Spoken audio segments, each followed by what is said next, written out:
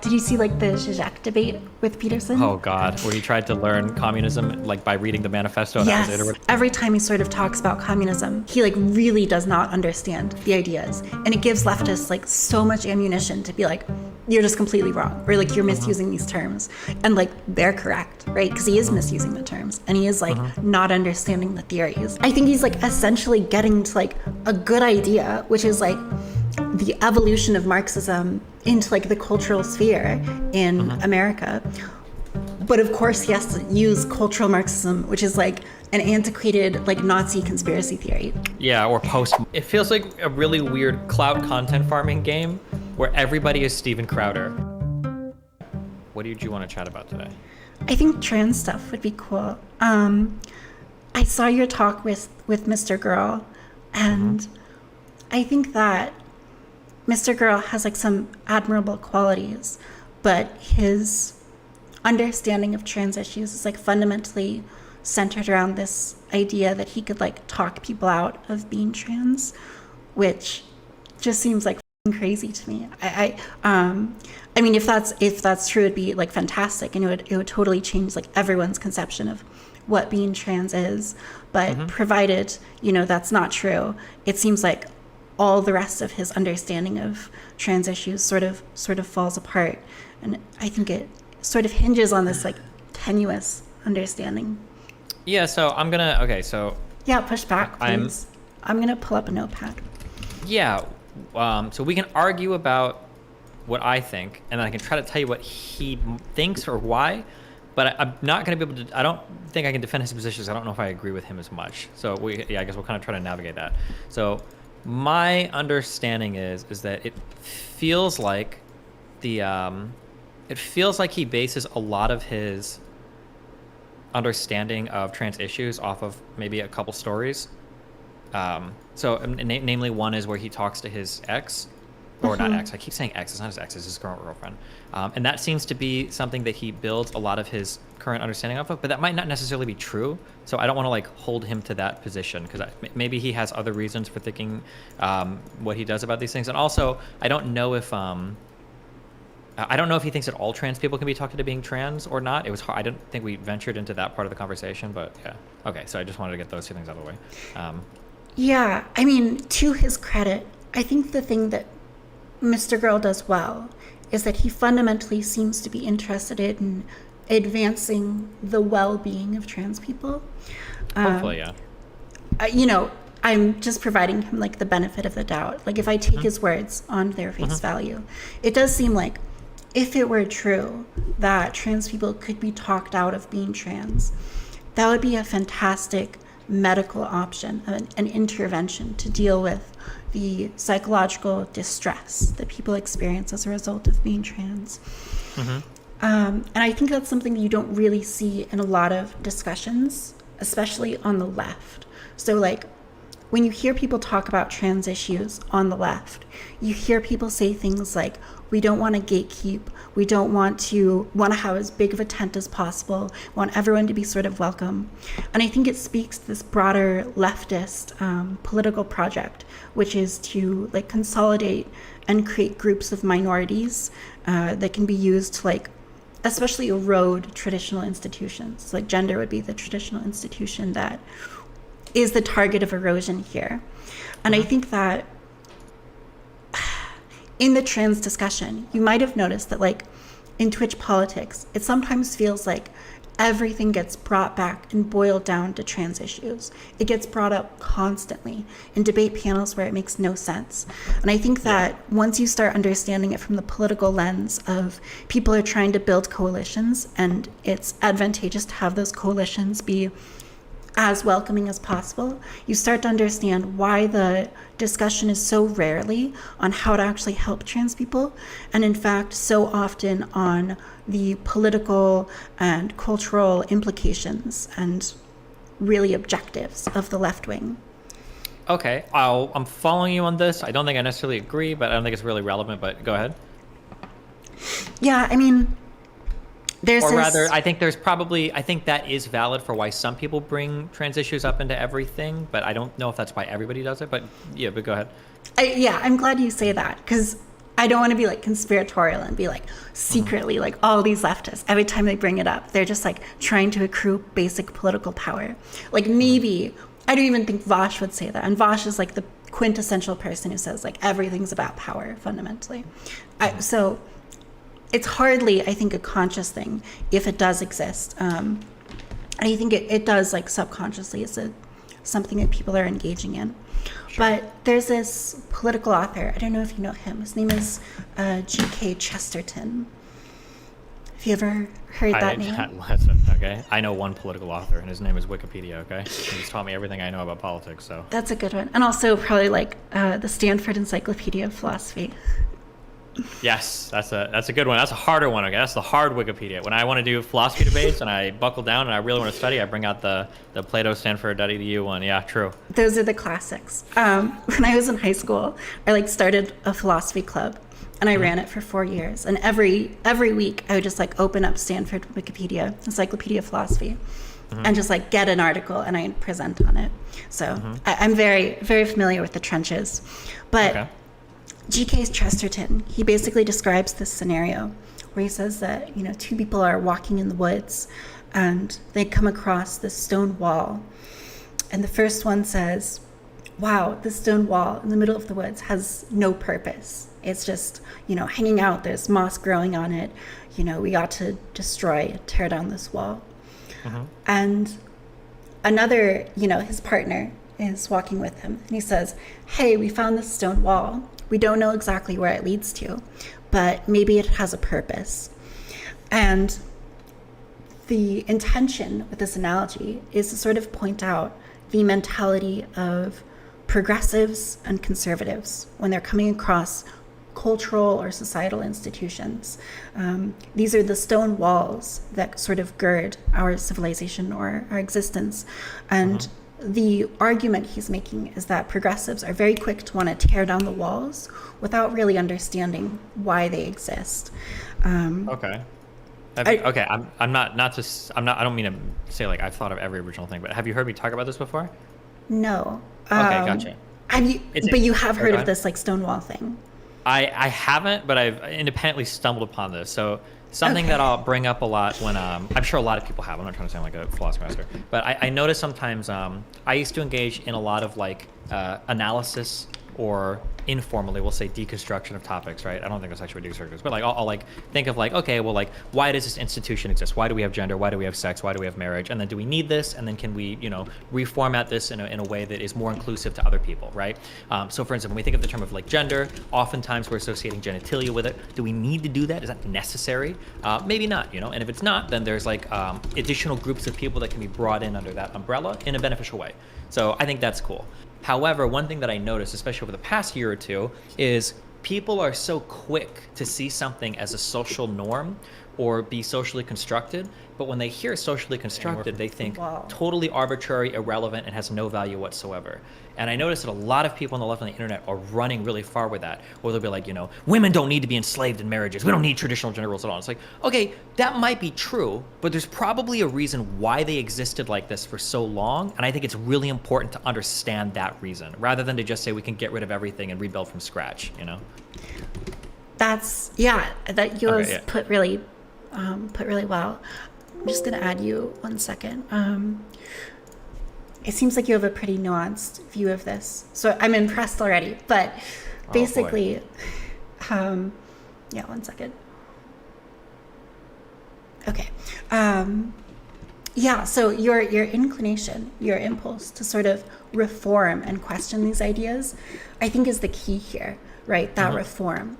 Because we can recognize that there are elements of gender that are legitimately really toxic, right? So like when a man is told over and over not to express his feelings, not to, outwardly discuss things, that's something that can manifest in negative ways. When a man is told, when a woman is told that her place is like only in the home and she can only be raising children. But I think that, it can be easy to like look at that and just take an inch into a mile. And so we know that like gender as a societal construction can actually have like really useful impacts. So like an example of this is that like we know that children who grew up with a father figure in the home have miles better outcomes, right? And it's not only that there's two parents in the household, but it's actually like we have some understanding that there are parenting styles, and that some of the parenting styles that men are encouraged to engage in, they complement really nicely the parenting styles that women are told to engage in. So like if a child, gets hurt, the parenting style that we've sort of prescribed to women is to be really matronly, really caring, like, oh, what's wrong, and that's good. That teaches the child they're loved and cared for. Yeah. And the fatherly style is to, assure them that they're going to be all right, be like, all right, you're good, get up, you can keep playing. And that also has value.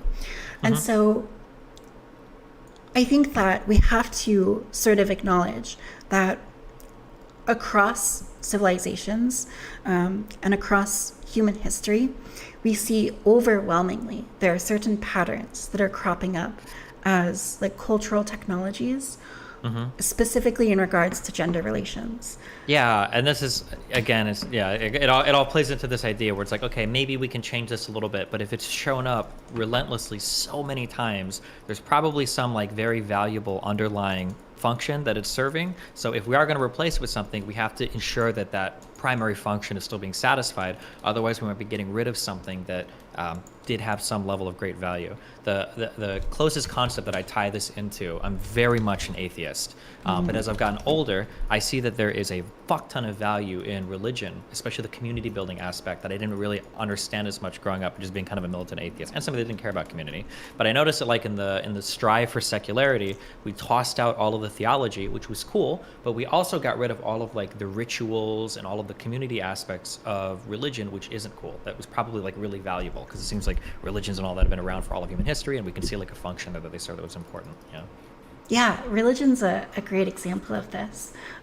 Just hitting on this topic, for a second more, and then I'll continue with the religion, because I think it's great that you brought that up. Either there's something that is really effective about like gender relationships and sort of gender roles as a cultural force that keeps people, in good health or keeps civilization well, or there's something like biologically ingrained. Those seem to be like the two conclusions that I would draw from the fact that like almost every successful civilization has had, some form of gender roles. So that seems to be the two cases. So we need to be really careful when we're like deconstructing this wall to not be destroying useful things. For sure. But in regards to the religion aspect, I think it's more than that too. When I was like 13, I was like big into the atheist sphere on YouTube. Yeah. I watched like The Amazing Atheist and all these people. Thunderfoot and maybe even some Sargon of Akkad. Yeah, all these people. And I think also like Christopher Hitchens. But there was this like argument that would get brought up from theists, and they would say things like, without a God, like how do you have morality? And when I was a 13-year-old atheist, this was the kind of question that I would respond with like, that's ridiculous. Like, of course I have morality, because morality is like a human thing, and it's very natural to have morality. And like, just because I don't have your belief system doesn't mean I'm going to be some amoral monster. Yeah. But I think that once we start entering into these like more materialist, grounded ideologies, especially ones that put out on the horizon some conception of utopia, some future society that is, gleaming and perfect, I think we can really quickly run into scenarios where we're justifying horrible acts in the moment on the basis of achieving these like material successes. And so there's this, this like question in philosophy, and it's like, why reason with someone? Why debate them? Why discuss with them on open and level ground and try to understand their belief system if you can just enact through power politics your will, or just like club them over the head, and exert your force? And I think it's because fundamentally you have to have some moral conception about, at the very least, rationality being something to be valued, right? And that's a value statement, fundamentally, a value statement about the morality of reasoning that you can't justify. You just have to, like, Sure. a priori accept that reasoning is something worth pursuing. Gotcha. This is like the basically we're saying like normativity precedes epistemology or whatever, right? Which I think is probably pretty agreeable generally. I don't know where most philosophers stand on that, but it seems necessary that you have to acknowledge the value in something before you can begin to even talk if the truth statement is worthwhile or not, right? Yeah, exactly. And I think fundamentally that's sort of a religious conception, and it needs to, or I mean, I say religious. It's a conception that is like faith-based. Faith, yeah, faith, I was gonna say yeah. faith is a good word there, yeah. Yeah, and it comes before, you know, these sort of like rationalist arguments. And I think that's another example of, you know, it can be easy to like tear down and try to deconstruct these ideas, but you really have to understand, you know, their purpose. And the purpose of having like faith in sort of universal ideals is they help gird and prevent society from breaking down. For sure. Yeah, I mean, I agree with that, yeah. So in regards to trans stuff, I think that I sort of wonder if you're ever like totally exhausted with these conversations, because they seem to come up so often. I'm not exhausted with the conversations. areas. The conversations are super interesting. I'm exhausted by how many people want to have them without ever having thought about them for like 2 seconds first. I think that's the more exhausting thing to me. Because I think there's a lot of I don't mean to, it sounds bad because I'm kind of fetishizing the concept, but I mean, as a cisgender person, I mean, I can really only ever intellectually engage with transness, right? Like, it's not like a personal topic for me. But I like, so not to sound disrespectful, I guess, to trans topics as I mentioned it, but like, I think that trans topics are interesting because they allow you to explore a lot of questions in society and figure out like where certain concepts come from that are taken for granted. So that might be something as strange as like, how do we decide what is a fair body in a sport, right? Well, you know, we have gender, obviously, or sex or whatever we call it, depending on, you know, where you're at. You know, gender or sex, we have men and women that compete against each other. Okay, well, that's obviously, we need to do that for, you know, fairness. But we have other things too. What about like weight classes? Or what about like, you know, we have weight classes on other things. We don't have like height classes on a lot of things. It's kind of strange, right? So like that, it opens up a lot of interesting questions there. Like, well, what's fair when it comes to competition? It also opens up a lot of interesting questions when it's like, well, what is a man or what is a woman? And I've had really interesting conversations before when you find out that like, we don't really know intellectually what a man or woman is. It's kind of a thing that we intuit. And when you start to question it, you run into very quickly like these like weird moral dumbfounded positions. I had an argument with Sargon before. I was like, well, what do you think is a woman? And like he would give answers where it was clear he hadn't thought about it. And he's like, well, the ability to have a child makes you a woman. And it's like, well, really, what about like an infertile woman? Is that still a woman? And his response, I think, to justify the decision is, well, that makes you less of a woman. And it's like, well, really, is that really what the response you want to go with? Does that really make That's the a hard most road sense? to go down. Yeah. Because then it's like, now, first of all, what does that even mean? Are you subscribing then to an infinite genders thing? Because to be less of a woman or less of a man implies there's more than just man or woman. Because most people view that as binary if you're anti-trans, right? So it's just like, it's a long-winded way of saying there's a lot of interesting material that comes up that you can discuss that's peripheral to trans issues by introducing that as a concept or a talking point. Yeah. But most of the concepts just boil down to, do you hate trans people or not? Because if you don't fully believe me, you're transphobic, and if you do, yeah. So it gets really boring really quickly sometimes. Interesting. Okay. Yeah. It's cool to hear that. I guess you're not totally bored by the conversations. And it does seem like they do connect. They're sort of at this like flashpoint in the culture where they connect to a lot of disparate ideas. For sure. I wonder, okay, so one thing that I do disagree with you on is like trans do yourself healthcare, like gray market hormones. So the do-it-yourself healthcare for trans stuff to me is actually the exact same conversation as vaccine mandates. Okay, that's interesting. Tell me about it. I think that there are actually a lot of, as much as I am pro-vaccine and even maybe would be pro-vaccine mandate, there are a lot of good arguments, I think, against mandating vaccinations. I can see those arguments. I don't agree with them, but I think they're strong arguments and I can respect those arguments. But the problem is that 99% of vaccine mandate arguments are built on horseshit anti-vax information. So chances are, if you tell me that you're against vaccine mandates, you're about to say some real stupid shit. When it comes to like the do-it-yourself hormone stuff, my understanding is, depending on the country you're in, I think in the UK was last time I saw it, it can be like 2 years to wait for some types of hormone therapy. Okay, and if you're prepubescent or going through puberty, to be frank, you're fucked, right? That's a really, really rough prescription. If you know you're trans and you're 14 and you're being told that like, well, come back when you're done with puberty and we'll see what we can do for you. It's like, okay, well, fuck my life, right? Fuck it's me, not I guess, fun. Yeah. Yeah, exactly. So I can see the value there in the like, well, if you're really committed to this and there's no other way to get these types of drugs, here's the do-it-yourself hormone route. Like we're going to provide a level. It's basically mutual aid for trans people in a way. The problem that I have, though, is, oh my God, the communities that exist around this shit are so fucking weird to me, at least in the Twitter space. It makes me really uncomfortable with it. When you get like people that are like bragging about like, I talked to 7 minors last month and I got all of them this sick HRT shit. And it's like, that sounds really fucking creepy. It sounds really weird the way that some people engage with it. And that ends up being my problem with it more than the concept of like do-it-yourself hormones, I guess. That was a long-winded, sorry.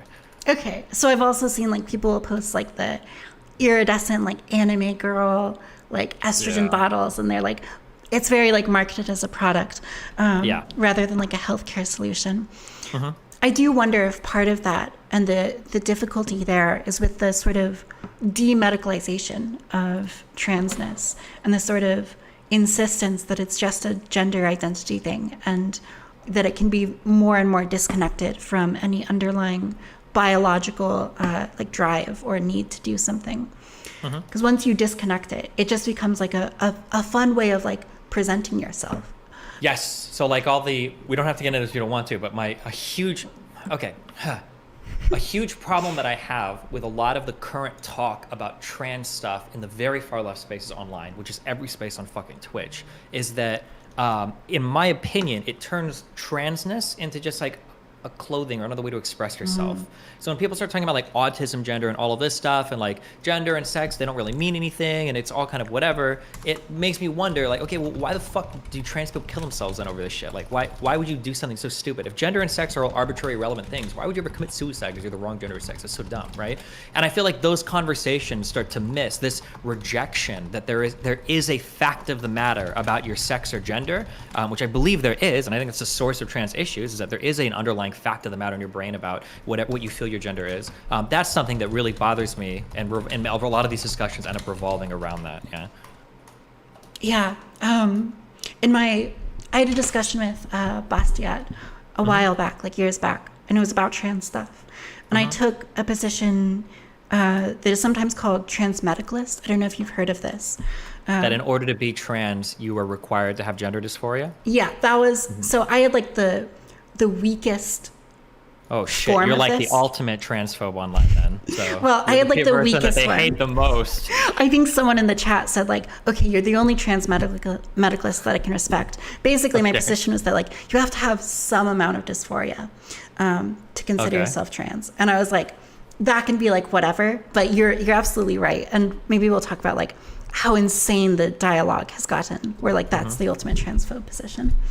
But my fundamental argument was that like if you take someone who experiences just dysphoria and is spending like every week or so, they're like breaking down about their body and they're struggling, and it's a constant source of shame and disgust and difficulty in their life that they have to do this, and it prevents them from pursuing jobs or careers or whatever. And you take that kind of person and you compare them to someone who is transitioning just because they want to, but don't really need to. They're not going to break down if they don't. I would say that like there's a disservice in language if we're describing two fundamentally different groups of people with the same word. And I think it creates problems, like especially in like issues of law where we're talking about where do we house trans prisoners? And well, if trans is just someone that like anyone can be or not be and doesn't necessarily correlate with dysphoria, well then why can't trans prisoners just detransition? I mean, ultimately it's not something that is baked into their brain, so they should be able to just like take it off like a shirt. And I think that's like a really dangerous philosophical position to get into, where you're sort of boiling it down to just identity. But also, the culture has changed. And like, I don't think that the transmedicalist definition of transgender is one that the culture is going with. So like, I don't For sure. use it. I've like given up on this battle, even though I think it's like philosophically incomprehensible to describe both these groups with the same label. You know, that's just where we are as a culture right now. Sometimes and this is a frustrating thing, I don't mean to ascribe bad faith in it. Sometimes it feels like what people want to do is they should really use a different label for something, but they want to be able to call in all of the semantic power and severity of one term, and then use it to describe something kind of different. So like an example of this, I'm trying not to branch off into a topic where we're going to fight over, because I don't want to like sidetrack too much, but like I would say like rape or sexual assault sometimes can feel like it gets there, to where like you might have a boyfriend or girlfriend who, they're tired, and the significant other really wants to have sex, and they're like, I don't want, whatever, okay, fine. And then they're like, yeah, please, can we do it? And then you go along with it, and then people are like, that was rape. And it's like, Yeah. okay, like, was it shitty? Yeah, kind of, maybe. Like, was it rape? And they're like, well, there are a whole bunch of different types of rape. And my response is, and it always triggers people, okay? My response is, okay, sure. Maybe there are a whole bunch of different types of rape, sexual assault, but that means that when you tell me in the future somebody got raped or assaulted, I'm not gonna think it's a really bad thing. I'm gonna need more information there to have a feeling about it, because apparently not all like rape or sexual assault is that big of a deal. Sometimes it just sounds like somebody was just being like a little shitty, Because yeah, it feels like people wanna draw in like all of the power of a certain word, but then they wanna dramatically change like what it could stand for, which irritates me sometimes, because then it can take away theoretically from some of the people that are dealing with those issues. So for instance, when you get a whole bunch of people that are super happy and healthy and they're cool and they're like, yeah, I'm trans, but like, my gender identity is female, but my gender expression is male 100%. I have no dysphoria whatsoever. Never gonna take HRT, never gonna do SRS. Yeah, I just don't really care that much, but yeah, I'm trans. It's like, well, fuck, like you might be, but your experience is like, trans used to encompass a certain experience, and when it gets broadened so much, it kind of means nothing. And in some cases, like liberals or progressives understand this. We'd be like, well, why call it Black Lives Matter? Why not All Lives Matter? Well, because if you call it All Lives Matter, now we're not focused on the important issues, on Black lives anymore. Okay, why do you call it feminism? Why not egalitarianism? Well, if you're gonna call it, egalitarianism, well, we're talking about like women's issues, that's important. It's like, okay, well, why can trans mean every single person with every single identity ever? Well, because I want to be trans. Like, okay, whatever, Yeah, no, I mean, it's something that like I struggle with, because when I tell people I'm trans, I don't want them to think that it's just like a passing phase. Xenogender. Like, I have to like fight for people like my family to like take me seriously as like, this is something that's like I need to do and engage with, because it's like, it's not going to go away from me. I have to like fight to prove that to them. And sometimes I see the way that people talk about being trans online, it like hurts me a little bit, because I think it erodes some of that fight that we've had to go through of like proving how important this is. And I think that's a really sad fact, but it just speaks to like the ever increasing desire to like weaponize these terms for sort of political arguments. This is going to be like a sort of spicy take, but I think the same thing has happened with racism. I read Ibram X. Kendi's book recently, How to Be an Anti-Racist. And in it, there's this chapter where he talks about microaggressions. And the example of a racist action was, a Black girl not being called on in class. And maybe that is like a legitimate, example of like a serious racist thing. But the way that it's presented in the book, there's like no context to like really understand that it is racist. Like we don't get a sense of, the reason why she might have called on like another kid instead, whether the other kid was like typically very quiet. We just don't know. But the thing that he says is that like, it's not enough. We can't just call it a microaggression. We have to call it what it is. And that's a racist, aggression on someone. Yeah. And I think this is like an absolute disaster for like actually calling out racism. Because like racism is horrible. It's like one of these like unique evils in life that most people can recognize as something that just feels so deeply unfair. And yet we're calling things racist that like I think it just like waters down the idea. Yeah, and the most my understanding, I treat everything in life like a medical prescription, right? The reason why we categorize things in any way, whether it's language or literally categorizing things in our brains or whatever, is because there's some utility to it. There's a reason for it. We get some sort of function out of doing this, and when things get broadened so much, the utility is either diminished or it sometimes becomes like the antithesis of what the word was supposed to mean. So like if I call somebody racist, well, traditionally, if I think that there's somebody that's a racist, like, okay, I know this person thinks about people a certain way, and it's going to take a lot to move them off of like a certain position, right? So let's say there's somebody that thinks that black people are genetically inferior to white people, and they truly believe that they have like a warrior animal gene, and like this is a fundamentally different, right? My conversation with that person is going to be way different than like a racist woman that thinks that curly hair is like ugly in black people always, and they need to straighten it, right? Now, is the woman that thinks that like all natural black hair looks ugly, is that bad? Of course. Could it be considered a microaggression? Absolutely, in certain circumstances. Could it make black people feel really shitty, especially black women? Absolutely, 100%. All of that is true, but it is a fundamentally different type of thought than a person that genuinely like hates or views black people as inferior or fundamentally different than white people. And when it's all called racism, it's like, okay, well, fuck, I don't know what the fuck I'm supposed to say. And I said this, what I just said before about rape and sexual assault, I said it with everything now. Whenever somebody tells me like, oh, that person's racist. Okay, and I don't know what that means. You have to tell me, give me more information. Like, oh, that person's white supremacist. I don't know what that means. Are you telling me that they like called the cops one time and they're a white supremacist? That or like, person's oh, a fascist. Yeah, fascist. Like, what do you mean? Like they voted for a Republican in their local election? I don't know what the fuck, like all of these words mean nothing anymore. And they're all used all the time for everything. But the problem is what I said earlier is even though the words get diluted, the severity of the word is still there.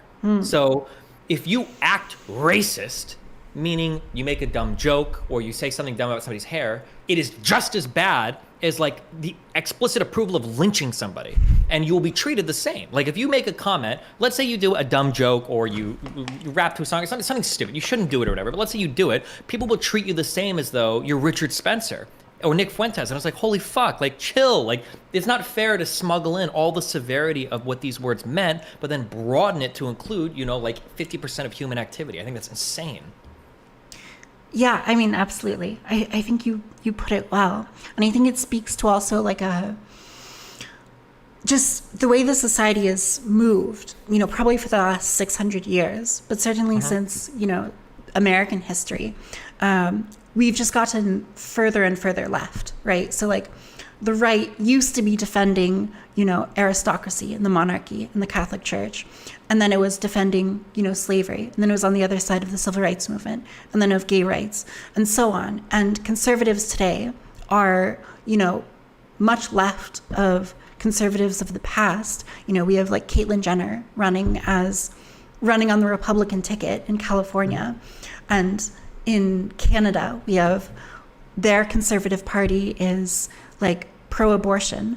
And so, you know, the culture has just moved progressively left. And I think that what happens is either, you know, if your beliefs are truly based in like principle and you derive them not from your external culture, they're going to be sort of set, right? And they might change a little bit as you get new information. Hopefully they do. But they're not going to move with the culture. And so eventually you're going to become a conservative or eventually a reactionary. And I think that what people on the left have done is they've sort of implicitly recognized this, and they've tried to stake out positions ahead of the progression, right? So like someone like Vosh, who's like very progressive now, is probably going to look good in like 5-10 years as we move further left. And so I think this creates like an interesting dynamic where either you move with the culture and you continue to be a liberal, you move faster than the culture and you're a progressive or a leftist, or you move slower than the culture, or you move backwards even, or just, you know, you stay still and you eventually become a conservative or a reactionary. There's this really weird phenomenon where 5 years ago, I was like the farthest left cuck soy boy ever. Conservatives fucking hated me. Centrists, like anti-SJW gamer bros, hated me. And even a lot of left-leaning people saw me as being like pretty far left. And my positions have moved a little bit over time, some to the right, some to the left. But for the most part, I'm either where I was like 4 or 5 years ago, or I'm a little bit left of that, more or less. But now, as the years have gone, so about 2 years ago, leftists started to fucking hate me. They found out that like, oh wait, Destiny's not a communist, we hate him. So everybody on the left called me a conservative and a Nazi, and everybody on the right called me still kind of like a soy boy cuck or whatever. And then I had like this centrist audience. I was like, oh, he's a centrist, I like it, whatever the fuck that means. And now today, it seems like the conservatives of the internet are like, oh, Destiny's like a really reasonable person. Like, I like how he has these conversations. People on the far left, I'm basically Hitler reincarnate to them. And then some center-leaning people like, Destiny's okay, but he's kind of a jerk or whatever. And yeah, and it feels weird because I'm like sitting here like watching everything move so far off. And I'm like, what the fuck is happening? Like, it's like I can have conversations with conservatives on the internet who will be like, yeah, you know, I just don't want trans people playing sports, but otherwise I'm okay with it, right? That was in the 90s, that was impossible, okay? The 2000s, unfathomable. 2015, maybe. But like now it's like, okay, holy shit. But there's, to borrow words from my hated daddy, Jordan Peterson, I disagree with a lot of what he says, but he talks sometimes about this concept of there being a tension. And I think that tension is very important. You have one side advocating something, and you have another side advocating something, and that pull is always going to keep, even if you agree more with one side, it'll keep it grounded. And it feels like that string got cut because everybody's in their own like echo chambers more and more these days. There's less crossover in communities, and now you get these people that are running so far off into one direction. Like if you want to put a number, a quantifiable number for it, right? 5 years ago, 15 an hour, 15 an hour, 15 an hour. That's what we talked about. And then once you had this decoupling of all the media online, where people are like, okay, 15 an hour, you literally had people saying like 15 an hour, that's the base, that's the loser start. 20 an hour, 25 an hour. You see people saying like 25 an hour is the negotiated position. Like, what the fuck world are you in? Some states I'm thinking are still like 10 an hour, 7.25. I don't even know what the minimum wage is. Like, you're nowhere near that. Yeah. And yeah, that oh god, yeah. Do you think this is a recent phenomenon, or do you think this has been going on for a while? I think that it is recent. Okay. And every single generation feels that way. Everybody always says this is the worst generation for polarization and everything. The reason why I think it's recent is because I think we're at a unique point in human history where we have very, very, very powerful technologies that are financially incentivized into separating us into groups and shoving ads down our throats. And I think that incentive has made for a very unique environment.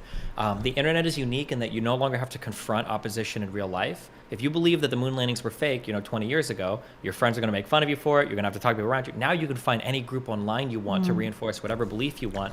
And there are companies that are incentivized into keeping you in those groups because they want to keep you watching content for as long as possible, Interesting. Do you think that perhaps the tendency of social media platforms to highly regulate and like ban people off is going to contribute to this effect? Allowing spaces to become more and more polarized? Or do you think that moderation is probably a good thing? It's a really hard, it depends on what, like, I'll interject. Moderation is a good thing, but we're going to disagree on or maybe we won't disagree, but I would disagree on the type of, moderation is a good thing. You probably shouldn't be allowed to post child porn on Twitter. I think we can all agree with that. That's fair enough. But should you ban somebody because they, state certain political positions, depending on how controversial they are? I'm not too sure about that. It gets weird. But yeah, go ahead. There was, I wish I knew his name. There was this organizer for a Middle Eastern terrorist group. He got very popular on the internet a while back. He became very radicalized. I believe he moved to Morocco. And, he got radicalized initially through Malcolm X and being brought into the Muslim Brotherhood.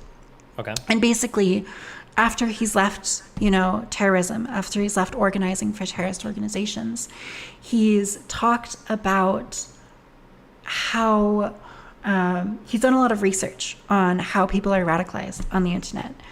And some of the information or the research indicates that just banning people off these platforms creates this effect where you just move them to another private platform. So what they do is they create their own website and they create their own chat rooms and they're no longer being challenged. And so the problem either worsens or stays about the same. I don't know if that's going to be true, across all platforms, or if it's a unique situation to the terrorist organization. But it does worry me a little bit, like when we see like Donald Trump being like outright banned off of Twitter, or some of these private social media platforms that have enormous influence in our day-to-day life. And maybe for the most part, they're pretty even-handed with how they moderate. You know, I think they're pretty even-handed right now. But when it comes down to it, I think that if there's going to be like some way that they swing, Twitter is not going to swing in favor of the right wing. I think they're going to swing in favor of the progressives. And that's an enormous amount of cultural force to be putting, I think, in the hands of one party. It's a little bit dangerous. Yeah, I 100% agree. And you'll see that like even across Reddit, like certain subreddits are basically every subreddit is political. Have you seen the Herman Cain Awards subreddit? I have seen it, yes. That is mass psychopathy. Holy shit, dude. Sure, it gets a little bit crazy for sure. It reminds me a little bit of like, have you heard of like Child Free or? Oh yeah, that gets crazy too. Even if you don't like children, they fucking hate children. Yeah, holy shit, buddy. But yeah, but you'll get all these subreddits that are like left leaning, and then every now and then you'll stumble across one like the political compass memes. I don't know why, but that's like a subreddit basically for far right people. It's like really weird. I didn't know that until I stumbled into a few threads. Like, holy shit. But yeah, that lack of engagement. I don't know who I want to. A lot of the times I'm blaming the left, but it might be what I really mean to say, or I try to make people aware of this. I'm blaming the left now, but it probably has to do more with like when you're the dominant political faction. This is just how you tend to exercise your power. Because they talk about the left likes to deplatform people today and everything. But like when I was growing up, okay, conservatives were mad as fuck about putting happy holidays on Starbucks cups, or, you know, they wanted to ban all gay people from like any music or movie or anything. So like, you know, the right has definitely done this as well in the past. But I noticed this trend online where, and I don't know how many Discord communities you're involved in, I identify this. If you have left-leaning people and right-leaning people in a server, there's two ways that this goes. Eventually, the left-leaning people start to escalate, like, we want to ban this type, but you can't say these jokes, you can't make these things. And the demands will grow until either they're basically saying, you need to either curb or ban all of the conservative talk on this Discord, or we're going to go and leave and make our own. So every Discord becomes either this far-right Nazi radicalized space, or it becomes like a far left tanky Mao worship zone, and there's nothing in between. And anytime you'll get these servers online that have conservatives and liberals or leftists or whatever on them, like other leftists will try to get these servers shut the fuck down. They'll be like, there's Nazis on that server, there's conservative, they're transphobic, they're racist, or homophobic, and they'll try to find anything and get them all banned. And it's like, okay, fuck. That deletion of any common area, like where we're all segregated into our own political houses, I think is so negative. And I think it is relatively unique to this time period now. Yeah, because the technology access is just so completely different. But, I mean, one thing you said was that this seems to be a consequence of, like, the dominant cultural political platform, right? And, like, in the past, you would expect it to be the opposite way, right? That conservatives would be exercising this because they were the dominant political... Sure. And maybe you see that with, like, McCarthyism, right? But it also seems to me that, like, McCarthyism is very much the historical anomaly, whereas, you know, again, for the past 600 years, perhaps longer, perhaps a little bit less long, but we've just seen like a progressive shift leftward on things. And so it seems to me that as far as cultural force, the left has always had a really strong control of cultural force, even if it didn't have the political institutions. And what I mean by that is, like, when Trump took the White House in 2016, he took executive power, but the media system was still like overwhelmingly liberal and arrayed against him. And the intellectual systems of like Harvard, Stanford, you know, as well as just general colleges were still arrayed against him. You know, professors were still, you know, arrayed against him. And so that's what I mean when I say like the left has continued to have this dominant cultural force, even when it doesn't have political control. And that stretches back like much further. If you're looking to like really, I think, challenge left-wing narratives or to just interject some nuance into discussions, what you really need is a right-wing intellectual movement. You don't need the right wing to gain political power. You need them to like have a voice in media or in the academy to actually like talk about or just question their ideas. And really, I think the right wing is in this position where a lot of right wing positions are they're kind of fucking insane. So like the QAnon shit is fucking insane. Anti-vax shit is fucking insane. And it's because like these people aren't like seriously having to challenge each other, I don't think. Yeah, I agree 1,000,000%. I used to say that if like I think when I was like a libertarianish person like 5 or 6 years ago, I used to like, I'm not fully bought into the left stuff because I was way more conservative when I was younger. And I'd always say like it sucks that there's not like a conservative or Republican party for people that aren't like fucking lunatics. Like I really like guns, but I fucking hate the NRA. I like the idea of businesses being able to operate as they please in some ways, but you have to acknowledge that climate change is real. Like you can't be delusional about this. Or I like personal responsibility and all that, but like how the fuck are you gonna ban abortion? Like there is no sane conservative or Republican party right now in the United States for I'm conservative or I want to be a conservative, but like goddamn, those motherfuckers over there are crazy. But I feel like the issue is that the left is increasingly kind of like flying off into the side as well. So we kind of saw it under Biden. Maybe there's going to be kind of like this reorganization of both parties, catering more towards like the moderate centers of the party. Maybe, I don't know, but it's hard to say because Biden's very progressive. Like he markets himself as a moderate, but if you look at his policies, he's very progressive. Sure, but compared to where like the internet culture is or the left wing of the party is, he's still like fucking Hitler, right? Like a lot of people say, a lot of people online will be like, I know people say shit like Bernie Sanders is a moderate, and then also these people have no concept of fucking worldwide politics. It's like, all of American political parties are very, very, very far right on the worldwide spectrum. Like socialism is super popular all across Europe. It's like, no, it's not. The fuck are you talking about? That's not true anywhere. Why would you even say that?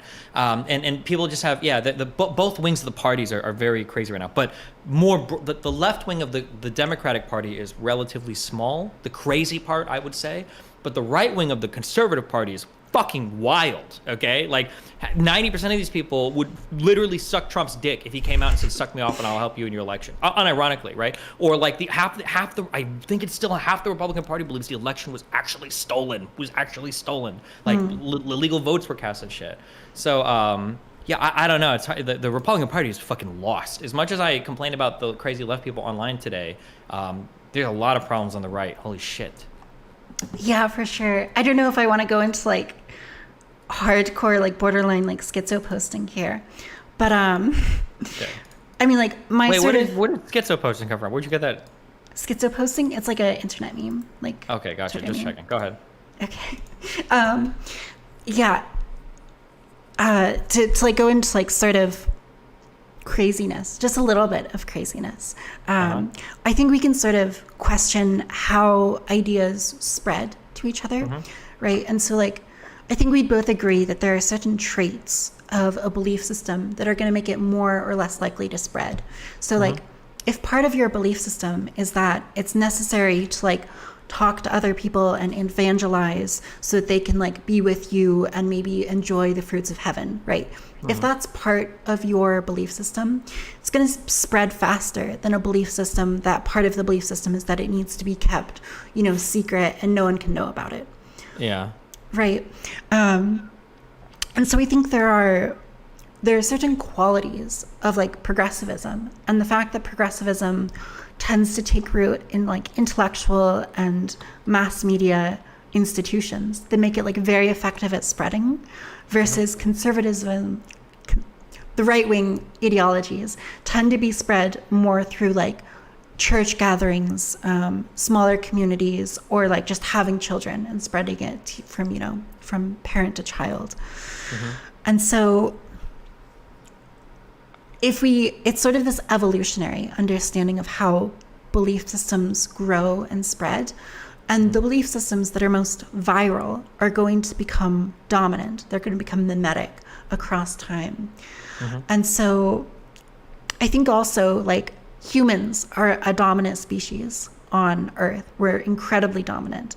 And so when we look at the species that survive well on Earth, species survive or die based on how they're able to negotiate with the human domination of the Earth, right? So like corn survives extraordinarily well. If you look at like genetic propagation and biomass of corn, it's extremely effective at existing on large scales. And it's extremely effective by having evolved in a way that humans enjoy. So I think sometimes if we look at political systems, if there's a political system that is extraordinarily effective and, you know, takes political or cultural control of large scale institutions, then it's also going to become politically effective for another political ideology to sort of play the role of the corn, and that is adopt traits that make it like easy to be predated upon. Are you familiar with the leftward Ratchet effect? Nope. It's this like lefty meme. Basically, they like propagate the idea that like Republicans move the culture or politics left, and Democrats prevent it from going, or Republicans move the culture right, and Democrats prevent it from moving left.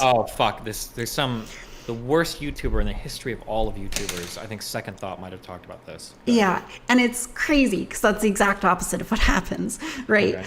Like Republicans are notoriously bad at actually like passing anything because. To talk shit on Republicans a little bit, they don't really have like a cohesive like guiding ideology.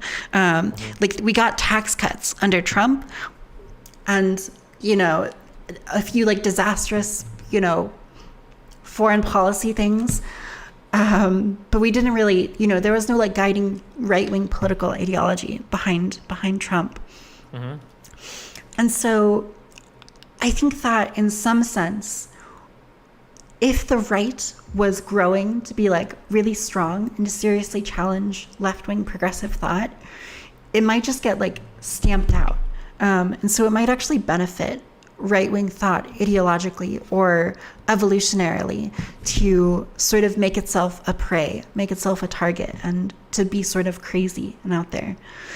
I don't know if that's exactly true, but you know, that is like a sociological explanation for why the right wing can sort of really lack any sort of guiding principles or any real coherency.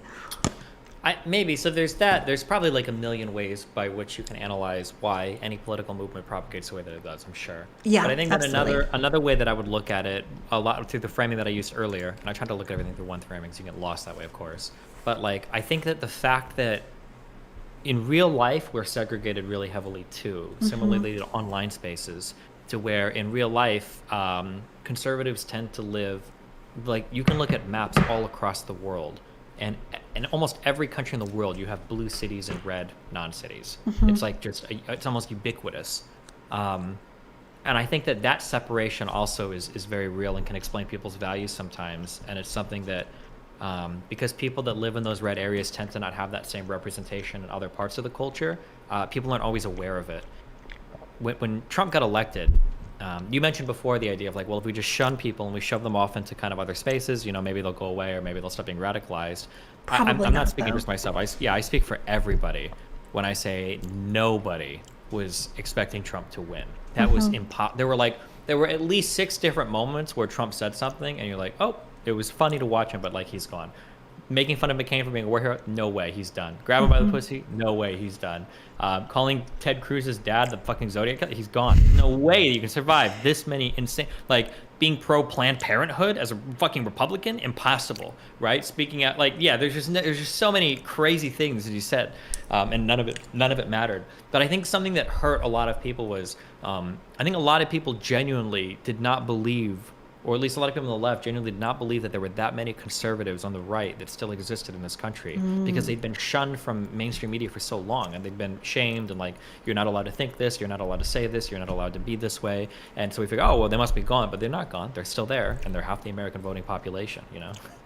Yeah, it definitely seems like there's this massive disconnect between the people who are in cities and they're talking with their, you know, city liberal friends about, you know, what is correct and worth thinking and believing in, or what values are good. And it's just, you know, not totally a misunderstanding the actual politics of the country. Like, people will sometimes shit on Biden for, like, you know, not doing like the most progressive thing ever. And why didn't Biden single-handedly like change immigration, give us healthcare, abolish all student loan debt. Like, yeah, Jesus Christ. Yeah. And ignoring just like the actual political practicalities of these things. The other thing is like, it would be deeply unpopular to like bully your way through political systems, to like force through very progressive things. Like that would just be a complete disaster for the Democratic Party. And in some cases, even impossible. Like the system wouldn't even allow it. You know? Right. And oftentimes impossible. So yeah, it definitely seems to me that there's this massive disconnect. And I agree that there is like technological reasons for that. I wonder though, what you think the solution would be to like help address that. I don't have any solutions for it. These are all like grand problems with society. Something that I say a lot that is really unfortunate when it comes to things like sexism or racism is I really truly do feel like we've done a really good job in society at solving like almost all of the easy problems. Like we don't walk around just calling people the N-word or lynching people. We don't tell women, you're not allowed to do that, you're a woman, right? All of the ways that these problems manifest are like far more subtly. They require really, like books to be written on them to explain how they're bad. To even begin to like, I think I can probably explain to my kid why it's wrong to call somebody a racial slur. I don't know. It would be very hard to explain to him why it's bad to say that like we should accept different types of hair, because if we don't, some people that have certain types of hair could feel excluded, and we don't want to make like that's a really hard concept to explain to somebody, you know? Or maybe it's not hard, but they're going to need to like have a base level understanding. They're going to need to want to engage in that topic, and like it's just something. Yeah, a lot of the easy problems in society have just been kind of solved for, and that sucks. Yeah, no, I agree absolutely. I think that also, if you look at like hunger, right, or like general human well-being, or the poverty line, we're in so much better of a place than we used to be, you know, and it doesn't make news headlines when you don't get involved in another war, right, by definition, or, when things just improve slightly year after year. So it seems to me that we simultaneously exist in perhaps the most materially prosperous era in human history, and the safest era in human history, and the fairest, by not having like wide-scale slave societies and stuff. And yet there are people, lots of people, especially in my generation, who have this perception that that the world is like fucked. Right? The worst time, yeah, because the language got so much more. Like I don't know if I truly don't know. I'd be curious. Maybe I lack the perspective. I don't know if no, I do know this. In the 90s, generally, we weren't saying we live like in a white supremacist society because like we're past like we did civil rights and everything, and that's awesome, you know. Today we live in a white supremacist, not white. We'll say white supremacist. Everything is white supremacy, and like. Yeah, when you're fed like these types of narratives where like everything is so fucked, everything is so horrible, you've got like Colin Kaepernick is doing videos comparing NFL players to like fucking slaves and shit. And it's like, damn, like really? Is that really where we're at right now? Is this not like, are we being a little bit too extreme here? Or, yeah, it makes it hard to give, we need to give credit for the progress that has happened because people are just sometimes are a little bit unrealistic. This ties into like 52 other things. Almost looping back to that trans thing. I don't like how people have taken like language from psychology or trauma, and they've co-opted that to describe every fucking facet of the human experience. Where like, let's say that you go to class and your teacher does a microaggression for you. You're like you have trauma now. That's like a legitimate form of trauma. You've been traumatized, and everything is traumatizing and white supremacy. Right? And it's just.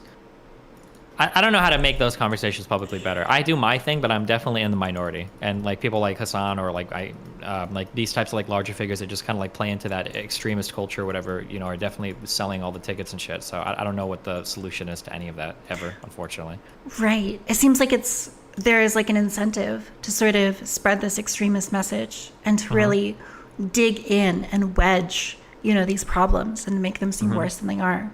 Yeah. And in some sense, I think it forces you to really fundamentally question the purpose of like societal progress. Because if you create all of this societal progress and yet people are engaging in opioid use at higher rates and anxiety's increasing and people are less willing to like bring children into the world. You have all of these like metrics of like decline. You sort of have to ask, like, what is the actual meaning of like GDP figures going up? What is that actually telling you, if not that things are improving? Yeah, and then you get into really weird, to loop back even more to our conversation, where people are like, oh, this is what we need to do for feminism, this is what we need to do that, right? When you don't want to acknowledge the descriptive reality of what's happening, you start to create space for other figures that are willing to acknowledge those descriptive grounds. You cede that space to them, and then you give them the power to tell people how to live their lives. So for instance, women are talked about a lot societally as being less happy today than they were traditionally. And it seems like every indication is that this is true. I've never heard an empirical attack against that. That does seem to be a true thing. But because people on the left are so unwilling to cede any ground at all, even if it means acknowledging, like, okay, yeah, there are some cases where women are less happy, then you end up in this world where, like, when you have a political party or a group of people that are telling you something isn't real or isn't happening, then people are gonna be like, well, hold on, this doesn't match up with my reality, I'm not gonna agree with that. And then you end up giving so much more power to these other more radical figures, and that's kind of annoying as well. Yeah. I think that's true to an extent. I do think the left is willing to cede this ground. And I'll give you an example. The problem, though, is that the left, their explanation for this is that we're just not left enough, right? Enough, yes. We're not always. in the communist utopia. That's why Bernie lost. It's not because he was too far left. He just didn't go left enough. Or that's why, this happens because, Or this idea that, like, everybody actually agrees with us. They just don't know it yet for whatever reason. This type of stuff comes up a ton, Right. So even as society gets like more and more progressive over hundreds of years, and you see like some of these metrics don't indicate like great results. And I'm not necessarily blaming that on progressivism. Like, frankly, I would just identify as like a moderate right liberal type person. But I think you do have to like sort of question like the narrative that if we just go like the next step leftward, things are going to get better. Somebody, a conservative that I used to debate a long time ago, he disappeared from my community because fucking Irish lady made death threats against him. But a question was... One second. Is it Exskillsme? Okay. Yeah. Wait, how much of my shit do you watch? The fuck? Exskillsme specifically. I watched his debate with Irish laddie. Oh, okay. Like a long time ago. And it was like... I disagree with him a lot, but he's a smart guy. I enjoy the challenge of talking to him. Like, it forces me to like really stake out my positions and understand why I believe the things that I do. So I appreciated that from him. But I was going to say something that he asked me once. It was a really good question, and I'd never even stopped to consider it for a microsecond before. Was it had to do with like things related to affirmative action. And he was like, okay, you think that women don't have enough representation in these places, right? And I'm like, yeah, I don't think so. And he's like, you agree there's some probable like, there's probably going to be a natural difference between men and women in these positions, right? Even if all else equal. And I'm like, yeah, there's probably some natural difference. And he's like, okay, well, how do you know when to stop? How do you know when you've gone far enough? I had no fucking idea because I don't have a metric by which I examine, right? Like, here's a question. Like, how much affirmative action is necessary to like answer the question? Like, okay, black people are no longer systemically disadvantaged. Now it's just up to like individual black people to take advantage of the system that exists, that is like fixed now, right? Would we ever accept that answer if there still exists like some inequality between the two groups of people? Even if the fact of the matter was that, well, most of the issues have been fixed, right? That's a really hard question to answer, I think, and really hard to grapple with. And a lot of people don't think about it at all. At least I didn't at all. Yeah, I mean, I think that if you look at the current scholarly consensus or the leftward like push in the scholarly, arena, it's to look at these gaps in achievement or gaps in anything and to just assume that the explanation is racism. So if you have like a gap in wealth between black and white families, the assumption is going to be that that gap is because of racism and that the only solution is going to be to disproportionately benefit black families. So like Ibram X. Kendi, I mentioned reading his book. This is his entire concept of anti-racism. It's the idea that it's not enough to be neutral and to create policies that equally benefit both black and white people. Rather, policies need to be anti-racist. They need to explicitly benefit black families more than white families. And part of that is, right, and if you're not explicitly benefiting black families over white families, then you're being racist, right? Still racist, yeah. Right, and it's either racist or anti-racist in this way. And so I think, unfortunately, this sort of blind, like not looking into the explanation for why a gap might exist, because like realistically, some of that gap probably is because of racism, right? That wouldn't surprise me at all. I don't know what proportion of it is racism, what proportion of it is just like wealth lagging behind, right? I don't know exactly the answers to those things, but the progressive solution is just going to be like throwing money and resources at the groups. And I think in a sense that like disincentivizes a group of people from, you know, changing, right? Or adapting or doing things differently, right? And so if there is like, if there is some like bad habit, right? So like Coleman Hughes, he says that like something like 25% of like the wealth gap between Black and white families could be eliminated by just changing like spending habits. I don't know if that's true. He cites a study, but I haven't seen the studies refuting it, so it could be wrong. But if that is true in the hypothetical world where it is, then if we're just throwing money to like shorten this gap to reduce it to nothing, then eventually you're going to reduce that gap to nothing, but the spending habits are going to remain, and you're just going to be like sinking money year into year to like support spending habits, which aren't good. I agree. One of the really scary implications right now of like stuff that's going on is holy fuck, the difference in educational attainment between men and women is crazy. Have you seen how huge the gap has gotten? It's like 40-60. Especially in minority communities. Yeah, holy fuck, that's not good. No. And that's like a question of like, okay, well fuck, okay. But the thing is, and I read this from, there were educators. I don't know if this was a Slate article or if it was somebody that emailed me about their university. I don't remember. Fuck. A lot of people in like different areas email me things, so I get like perspectives in different areas. But like the consensus that I've heard, and this might not be true, so I'm warning you that. But like you couldn't even begin to talk about that problem in an academic setting. Like, hey, maybe women are doing okay in school now, and now we need to shift their focus back to men. You could never have that conversation in an administrative setting. It's impossible. And that's probably a problem, you know? Yeah, and I think that's like the stifling of different opinions that we talked about earlier, and the inability to like really question or get out of our echo chambers. And it was like such a meme. And I think people took it too far with like the marketplace of ideas.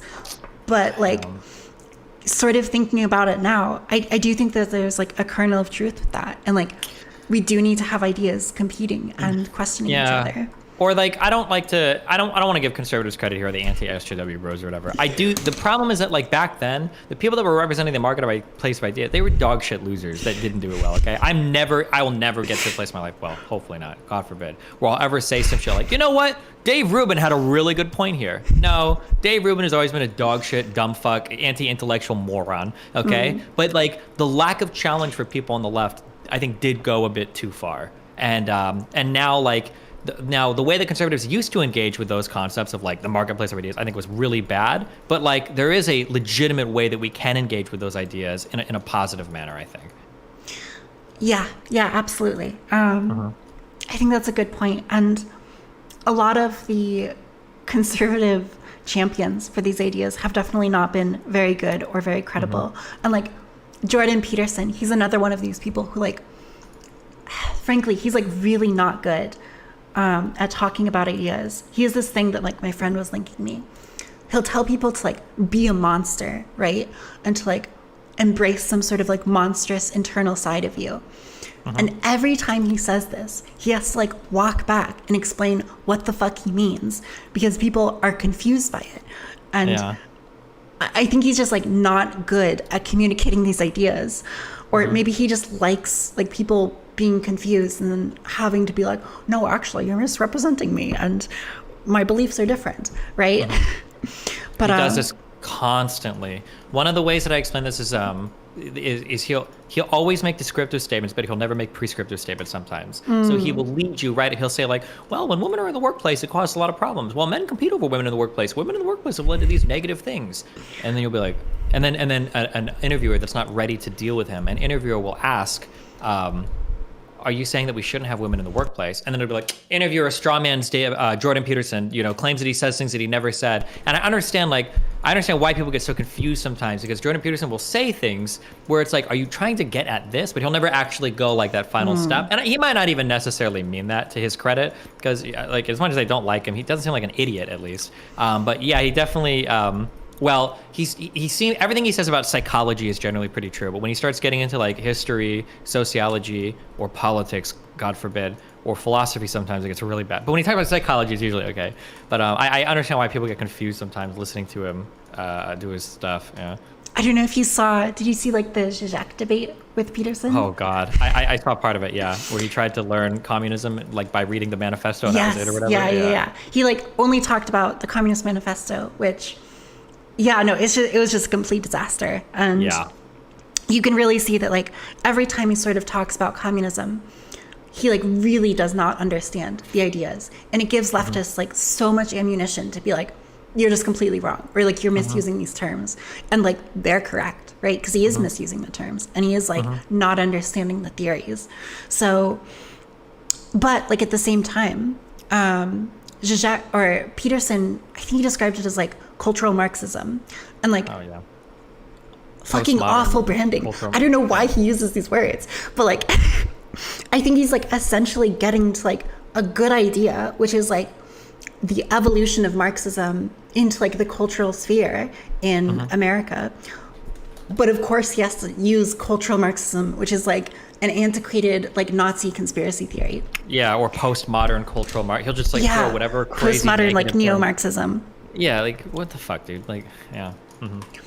Yeah. I wish that these figures, it feels like a really weird clout content farming game where everybody is Steven Crowder. Nobody truly wants to step to somebody that can challenge their ideas in a rigorous manner, even in a friendly manner. But instead, we all just spend time, not we, because I don't do this. I'll talk to any motherfucker, okay? But everybody will spend all their time trying to farm college kids or like random dipshits instead of like, I want to see Steven Crowder, like debating Sam Cedar, okay? Or I want to see like these big people on the left having debates with like Jordan Peterson and shit. I want to see that. I want to see Anna Kasparian talking to Jordan Peterson. I want to see these kinds of conversations. But it seems really hard to get these like titans to match up against each other because everybody's just kind of like safely, like farming, easy clappas or whatever in the background. Do you ever play a game called Eve? I've never played Eve. Okay. Tell But me yeah, about it, anyway, though. yeah. What? Well, I know it's like a space game where you like there's a build phenomenon in that game where everybody acts like they're super hardcore, but they're not. People only take like easy fights. If you see somebody that you can beat up on, then you go and you kill them, and nobody takes a challenging fight in that game ever, and it's so fucking boring. But people always talk about how it's like the coolest thing ever. It's like, no, it's just a bunch of fucking losers farming kill mouths. But yeah, sorry, it was a random thing, but yeah.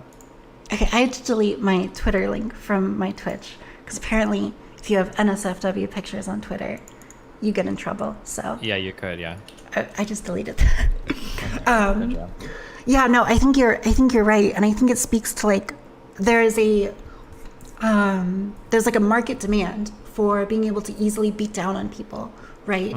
And to score easy points against people. And so that does not incentivize people having challenging, difficult conversations. If a challenging, difficult conversation can get you clipped and destroyed, right? Yeah. And so it's not a good environment for truth to flourish at all. And so I think that sometimes like leftists have like good analysis. And I think this is like one of the examples of like the profit incentive is not towards like truth, good conversations, and building a better future. It's towards destroying people, towards making yourself look good, and towards like misrepresenting Being a celebrity. people. Yeah, being a celebrity. That's all you want, is to increase your own personal clout. And you'll even get people, not to rag on him too much, because we've hit on Vosh a few times. I don't mean to like single him out. But like where like Vosh has constructed this like elaborate set of rules that basically makes it so that like he can only talk to people that are more popular than him, but never anybody that's less popular than him. And like he's like utilitarian justification is, well, if I ever platform somebody that's less popular than me, then they have the capacity to gain an audience off of me, which I never want that to happen. So I can only talk to people that represent an ability for me to grow myself, so that I can spread my ideology in a positive way or whatever. And it's, but he basically, despite the fact that he grew debating larger figures, because it's the only way you can grow, now he's like, I can never debate somebody that would challenge me lower than me. I can only go for like higher figures. So like all of these people in their minds have this idea where it's like maximum clout farming, but there's really good moral reasons for it. It was like, okay, yeah. Yeah, to me that sounds like sort of like a post hoc like justification. A little bit, maybe. Where yeah. you start with something that you want to do and you sort of just justify it afterwards. Yeah, that might be the case. That's one a very thing, salient point you raised, yeah. I'm glad you think so. One thing about religion that I like is that it sometimes forces you to like engage with things not because you want to from the beginning, but because you're adopting like a broader framework. So if you like go out shopping for a religion that already justifies everything you already believe in and discredits everything you don't believe in, what you're really doing is you're just like justifying your own beliefs. You're not really challenging yourself. But you can find a lot of meaning in actually like wholly adopting a belief system, even when it requires you to make certain sacrifices in life. And that actually can make it feel like a lot more meaningful. And you can derive, a lot more from engaging in a belief system that requires some sacrifice than one that just lets you do whatever you want, right? Sure. Or at the very least, it's worth it to understand the belief system, to know why somebody would do this sacrifice. At the very least, that level of engagement can be important. Yeah, for sure. Thank you, Destiny. Good stuff. Yeah, no problem. Well, are you like seen as like a Nazi online then, or what? A Nazi? I hope not. I'm Jewish, so that would be Doesn't not matter. great. People still call you a Nazi, so. Yeah, no. I don't talk about politics too much. I'm just like moderately on the right, like center right. So. Interesting. Which okay. I've gotten people like on TikTok and stuff be like, wow, like a trans person who's not a communist, like insane. Because the whole LGBTQ community got fucking co-opted by that cringy commie socialist shit on Twitter. It's like even sex workers. It's like you're in like two huge crowds. Like all of them are communists and socialists. Like every fucking it's so cringe. It's really rough. And I've definitely have like friendships where we just like don't talk about politics because we disagree so much, and we know that if we start talking about politics, it's gonna be like a meltdown. Yeah. Well, anything else? I think that's it. I'm glad you were able to talk to me. It was pretty fun. Hopefully we were able to, I think we were able to get pretty deep. We didn't like spend too much time on the trans stuff, but I think we brought it to like a pretty meaningful place. Sure. Or is there anything else? Did you want to loop back? Do you believe in like, well, here, let's start with this. Yeah. Okay. Do you think that these okay, I'm gonna jerk myself off. I don't mean to. The conversations sound really boring with people that have thought about this work, because I think we end up agreeing on almost everything. But like, but nobody seems. So here's a question: do you think there is an underlying? I'll start with the most one. Do you think there's an underlying fact of the matter about your gender? Is there like a truth value to like in your brain? Do you have a gender identity that is more male or more female? I don't know.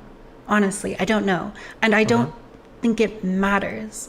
So like, one thing that I think makes me sort of unique in the trans space is that it doesn't actually matter to me that much whether or not someone calls me like a woman or a man, right? People will make whatever estimation they make about me. At the end of the day, that's just how it works. But fundamentally what I care about is like being able to just like live my life how I want to and like present the way that I want to. And as long as someone's like allowing me to like transition and to present female and to like wear dresses and makeup, these are like things that I've always liked doing. They can like internally think that I'm male or whatever. As long as they're not like outing me in like dangerous positions, then I think I'm okay with it.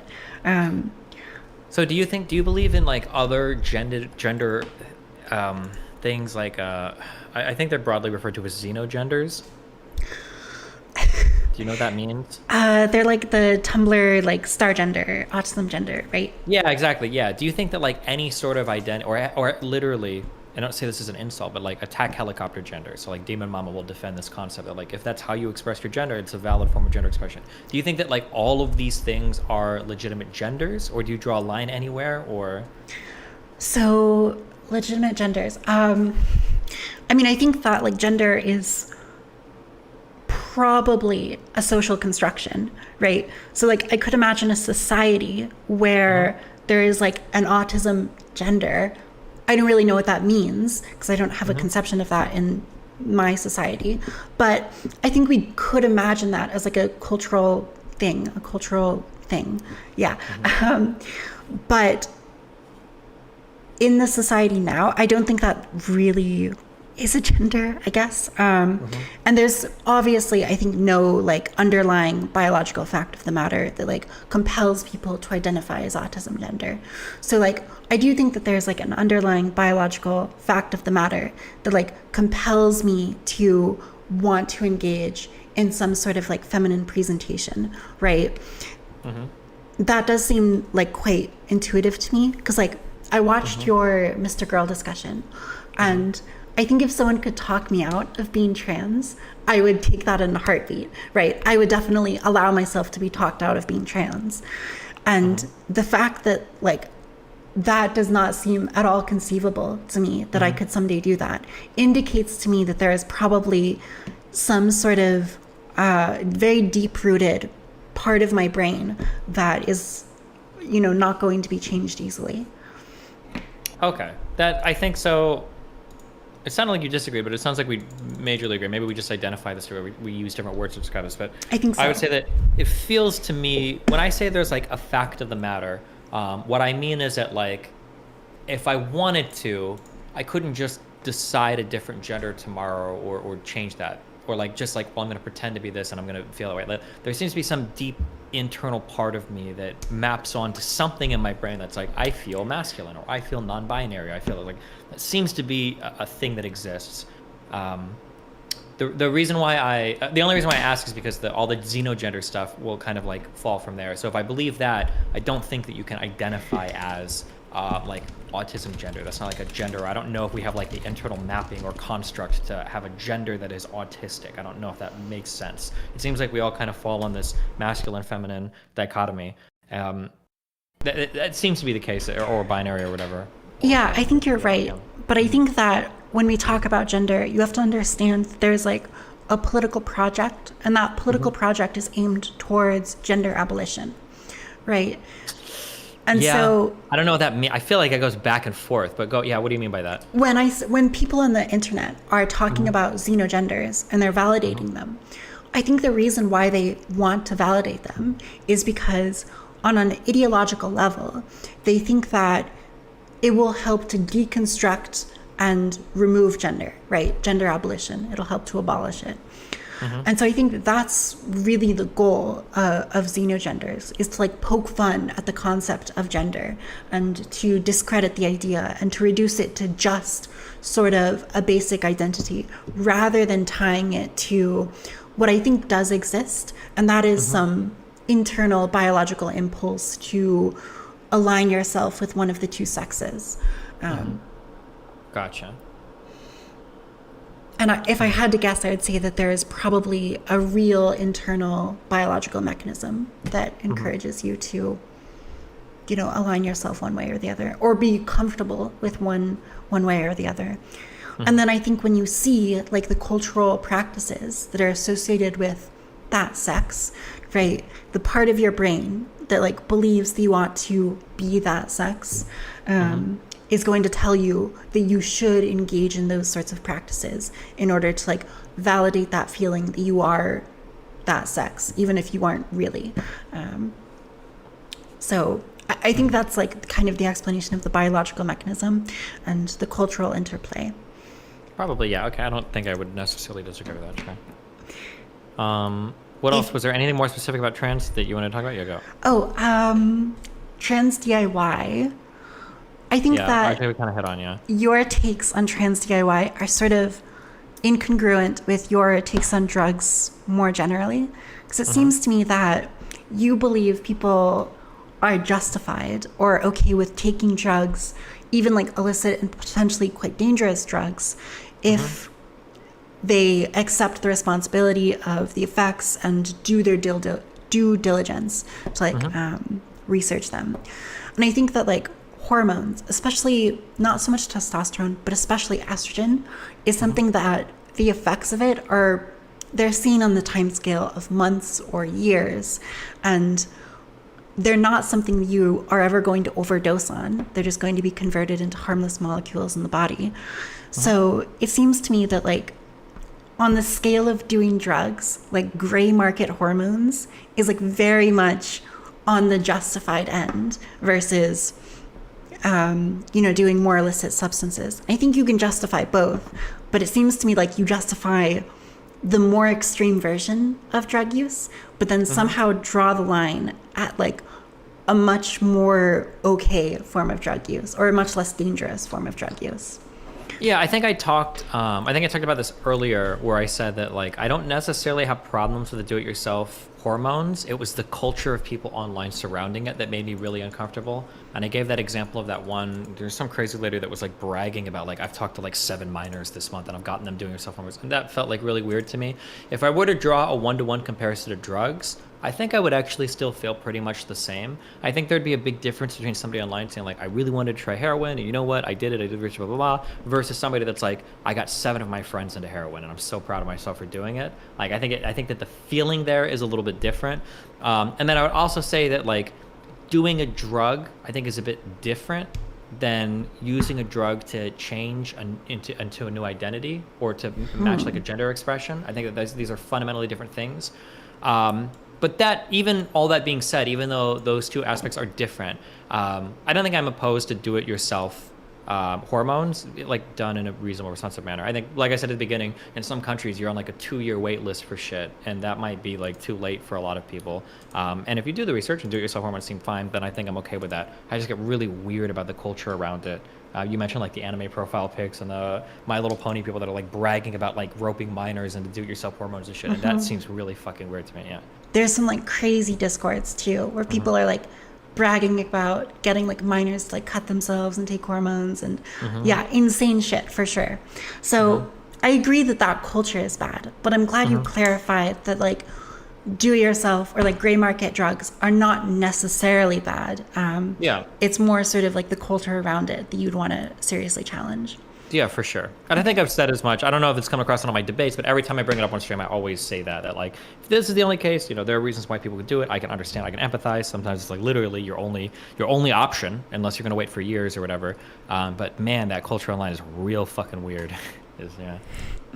Yeah, I have some trans friends, and they believe that this is like one of your sort of like worst takes around trans issues. So I definitely wanted to challenge you on it, because I agreed. I think that like it did seem like a little bit inconsistent to me. So I feel satisfied with your clarification. Sure. Anything else? I don't think so. Thanks for talking with me. Yeah, no problem. Do you prefer to be called Steven or Destiny? Steven. Okay. Thanks for talking, Steven. No problem. What do you go by online? April's good, or Taff. Okay, because you have like 20 different names. I'm so sorry. Yeah. Okay. Yeah, it's yeah. Okay, cool. Well, but yeah, everything like officials, all Taff.